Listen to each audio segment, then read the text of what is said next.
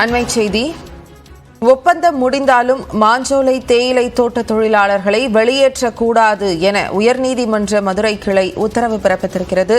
கூடுதல் விவரங்களோடு செய்தியாளர் கருணாகரன் இணைப்பில் இருக்கிறார். கருணாகரன், இது தொடர்பான வழக்கு எப்போது யாரால் தொடரப்பட்டது? இந்த உத்தரவிற்கான காரணம்?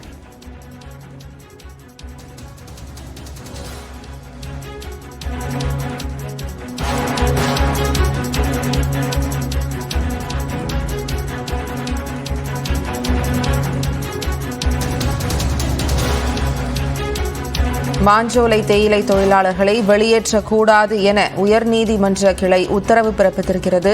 கூடுதல் விவரங்களோடு நம்மோடு செய்தியாளர் கருணாகரன் இணைப்பில் இருக்கிறார். கருணாகரன், இந்த வழக்கு குறித்த முழு விவரங்களை தெரிவிங்கள்.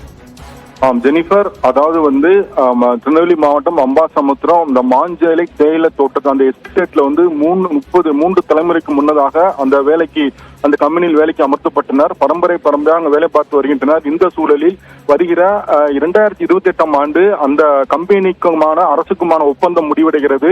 எனவே முன்கூட்டியே அந்த நிர்வாகம் அங்கு வேலை பார்த்த 700 குடும்பங்களைச் சேர்ந்து 2150 தொழிலாளர்களை வருகிற ஜூலை மாதம் நீங்கள் இங்கிருந்து மாஞ்சோலையில் இருந்து கிளம்பி விடுங்கள், சென்று விடுங்கள் என்று நோட்டீஸ் அனுப்பி உள்ளது. இதைத் தொடர்ந்து அவர்கள் தரப்பில் அமுதா என்பவர் உயர்நீதிமன்ற மதுரை கிளையில் மனு தாக்கல் செய்துள்ளார். நாங்கள் பல தலைமுறைகளாக இங்கு வேலை பார்த்து வருகிறோம். திடீரென்று பல்வேறு மாவட்டங்களில் இருந்து வந்துள்ளோம். தற்பொழுது ஒரு எந்த நிலமும் எங்களுக்கு கிடையாது. எனவே எங்களுக்கு மறு வாழ்வுக்கான இலவச வீட்டுமனை பட்டா, வீடு மற்றும் இலவச கல்விக்கு தமிழக அரசு ஏற்பாடு செய்து கொடுத்தால், மாற்று இடம் வழங்கினால் நாங்கள் இங்கிருந்து காலி செய்கிறோம் என்று உத்தரவிட கோரி மனு தாக்கல் செய்திருந்தனர். இந்த பொதுநல மனு நீதிபதிகள் உயர்நீதிமன்ற தலைமை நீதிபதி பொறுப்பு மகாதேவன் மற்றும் சுவாமிநாதன் அமர்வில் விசாரணைக்கு வந்தது.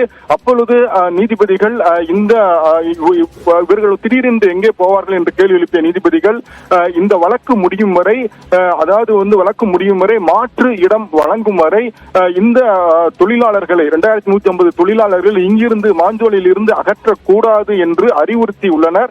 விரிவான உத்தரவு பின்னர் பிறப்பிக்கப்படும். மேலும் இது குறித்து தமிழக அரசிடம் மற்ற அரசிடம் உரிய விளக்கம் பெற்று தெரிவிக்க அரசு வழக்கறிஞர்களுக்கு உத்தரவிட்டு வழக்கு விசாரணை நாளை மறுநாள் ஒத்திவைத்து உத்தரவிட்டனர். ஜெனிஃபர், விரிவான தகவல்களை பதிவு செய்ததற்கு நன்றி கருணாகரன்.